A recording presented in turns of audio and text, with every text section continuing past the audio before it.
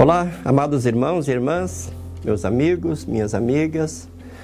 É com muita alegria que estamos iniciando o nosso programa Caminhando Juntos, o nosso encontro semanal, para refletirmos e meditarmos na Santa Palavra de Deus e também para refletirmos e meditarmos o quanto é bom caminharmos juntos como irmãos e irmãs na fé, membros do mesmo corpo, o corpo de Cristo, e caminhando para o mesmo alvo, para a vida eterna nos céus, com Deus e com todos os salvos.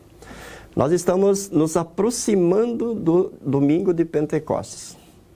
E as leituras bíblicas dentro das séries trienais, elas já começam a apontar bastante para a ação do Espírito Santo. Você que participa dos cultos, você que acompanha semanalmente a programação da igreja, pode observar o quanto as leituras, especialmente as leituras de João, do Evangelho de João, apontam para o Espírito Santo. As palavras de Jesus a respeito do envio do Consolador, do Espírito Santo.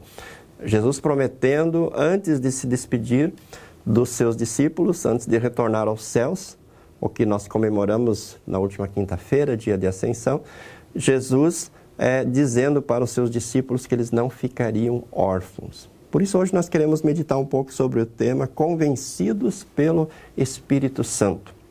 Por que convencidos pelo Espírito Santo? Porque em João capítulo 16, versículo 8, Jesus diz: quando ele vier, se referindo ao Espírito Santo, convencerá o mundo do pecado, da justiça e do juízo. Quando ele vier, o Espírito Santo convencerá. O Espírito Santo convencerá o mundo do pecado, da justiça e do juízo.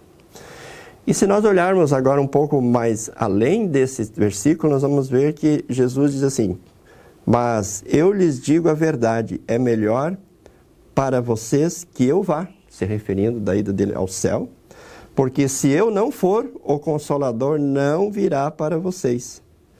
Mas se eu for, enviarei a vocês. Então Jesus usa a seguinte argumentação: se eu ficar com vocês, o Consolador não será enviado. Agora, se eu for para junto do Pai, o Pai e eu enviaremos o Consolador para vocês. E interessante que essa palavra Consolador, com C maiúsculo, porque se refere ao Espírito Santo, a terceira pessoa da Santíssima Trindade, lá na língua original, na língua grega, é Paráclitos. Paráclitos. E Paráclitos, ela pode ser então traduzida por Consolador, por Ensinador, como nós cantamos num hino muito conhecido do Inário Luterano, grande mestre, nobre ensinador. Paráclitos pode ser traduzido também por Ensinador, mas também pode ser traduzida por advogado. Paráclitos também significa advogado. Se nós olharmos lá na primeira epístola de João, no capítulo 2, versículo 1, ele diz: filhinhos, essas coisas vos escrevo para que não pequeis. Se todavia alguém de vocês pecar, temos um advogado junto ao Pai, Jesus Cristo, o justo. Ou seja, temos um advogado junto ao Pai, Jesus Cristo, o justo. E essa palavra, que lá em 1 João 2,1 é traduzida por advogado, é justamente Paráclitos. Paráclitos. Então a palavra Consolador aqui também pode ser traduzida por advogado. O advogado não virá para vocês se eu não for para junto do Pai. E qual é a função principal, qual é a palavra-chave de um advogado no exercício da sua profissão? Qual é a palavra-chave de um advogado no exercício da sua profissão? Pensemos um pouquinho. Um advogado, imaginemos um advogado de defesa que está defendendo alguém perante um tribunal. Qual é a palavra-chave para ele? A palavra é convencimento. Ele precisa convencer o juiz, ele precisa convencer o júri de que aquele cidadão, aquela cidadã que está sendo julgado ou julgado é inocente. Então ele precisa ter o dom, a capacidade do convencimento. Evidentemente que ele vai se pautar e se fundamentar nas leis, nos fatos, nos autos do processo, vai usar todos os argumentos possíveis e imaginários que sejam lícitos para convencer a quem está julgando de que aquela pessoa é inocente. Se ele for um advogado de acusação, o processo é o mesmo. Ele vai ter que usar todos os argumentos fundamentados na lei, fundamentado nos autos, nas provas, nos testemunhos, de que aquele cidadão, aquela cidadã é culpado ou culpada e merece a condenação. Então, um advogado, ele trabalha muito fazendo uso dessa capacidade de convencer. O advogado que é hábil, ele tem a capacidade, uma grande capacidade de convencer as pessoas. Convencer um juiz, convencer um júri daquilo que ele deseja alcançar. Interessante que nós podemos dizer, então, que o Espírito Santo, ele foi enviado como consolador ou como advogado, e Jesus usa aqui a palavra, quando ele vier, ele convencerá, ele foi enviado para convencer. Ele convencerá o mundo do pecado, da justiça e do juízo. E Jesus continua dizendo, do pecado porque não crê em mim, da justiça porque vou para o Pai e vocês não me verão mais, e do juízo porque o príncipe deste mundo já está julgado. Então veja, o Espírito Santo, ele precisa convencer o mundo do pecado. Aliás, ele precisa convencer a mim, ele precisa convencer a você, ele precisa convencer a nós do pecado. Porque uma das características do ser humano é uma capacidade tremenda de ver o pecado do próximo, uma capacidade tremenda de ver o pecado do semelhante, mas uma dificuldade tremenda de ver o seu próprio pecado, de ver o seu próprio erro, de ver as suas próprias culpas. Aliás, alguém fez uma ilustração, né? Diz que quando a gente aponta para os outros, a gente está apontando com um dedo para a pessoa e tem pelo menos 3 dedos apontando para a gente, né? Isso mostra a nossa realidade, mas que nós não conseguimos ver. Nós não conseguimos ver o nosso pecado. Resumindo, o ser humano só consegue admitir que é pecador se o Espírito Santo o convencer. A pessoa só consegue, ou só alcança o arrependimento, só se arrepende, só tem esse processo de metanoia, que é a mudança de mentalidade, o reconhecimento do pecado, se o Espírito Santo a convencer. Então, toda vez que eu confesso o meu pecado, é porque o Espírito Santo me convenceu que eu sou um pecador, e o Espírito Santo me convenceu a confessar.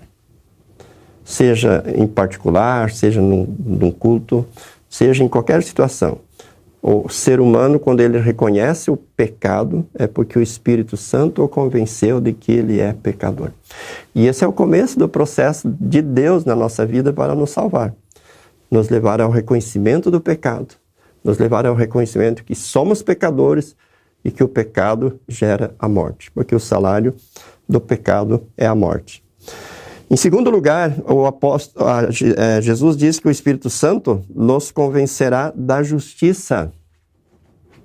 Isso também é muito interessante, porque naturalmente o ser humano confia na sua própria justiça.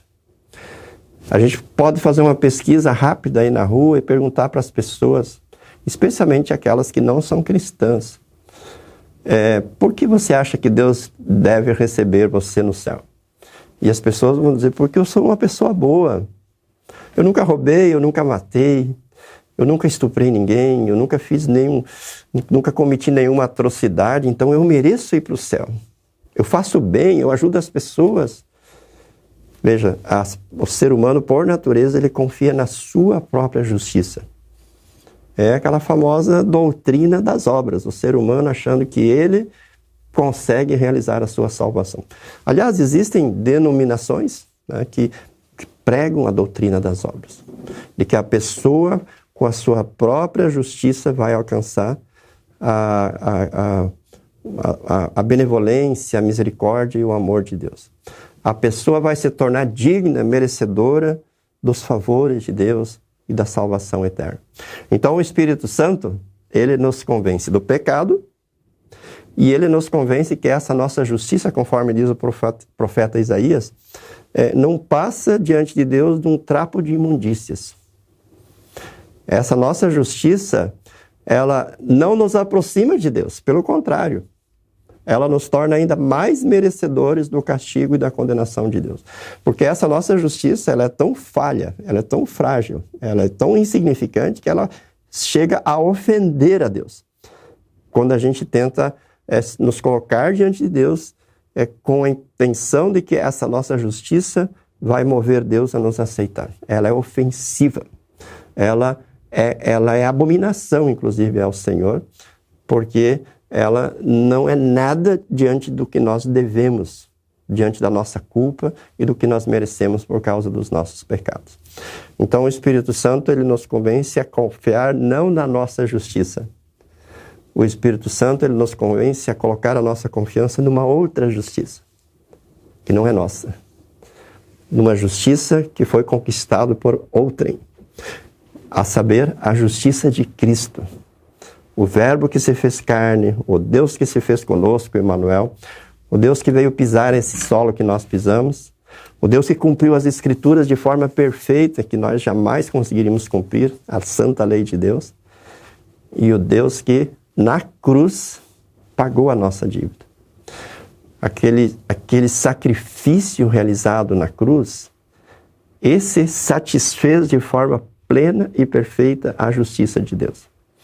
E quando o Espírito Santo nos convence da justiça, ele nos convence a não confiar na nossa justiça própria, mas ele nos convence a confiar na justiça que Deus nos oferece em Cristo. Foi esse fenômeno que aconteceu na vida de Lutero. Enquanto ele confiava na justiça própria, ele adentrou num mosteiro, ele fazia penitências, jejuns, exercícios e se esforçava para alcançar os favores de Deus. Só que a cada dia aumentava o seu terror, a sua angústia, a sua insegurança, a sua dor, o seu dilema.